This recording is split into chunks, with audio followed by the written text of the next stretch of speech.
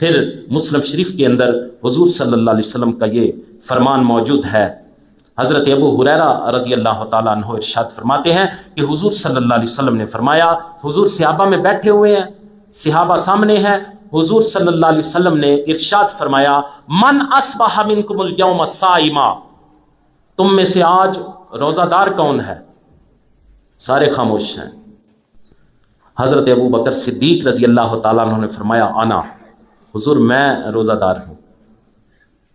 پھر سید عالم صلی اللہ علیہ وسلم نے فرمایا، فمن تابع منکم اليوم جنازہ، میرے صحابہ تم میں سے آج جنازہ کس نے پڑھا ہے؟ سارے خاموش ہیں۔ حضرت صدیق اکبر رضی اللہ تعالیٰ عنہ عرض کرتے ہیں، حضور انا، حضور میں نے آج جنازہ ادا کیا ہے۔ پھر آقا کریم صلی اللہ علیہ وسلم نے تیسرا سوال کیا، فرمایا فمن اطعم منکم اليوم مسکینا، میرے صحابہ آج کس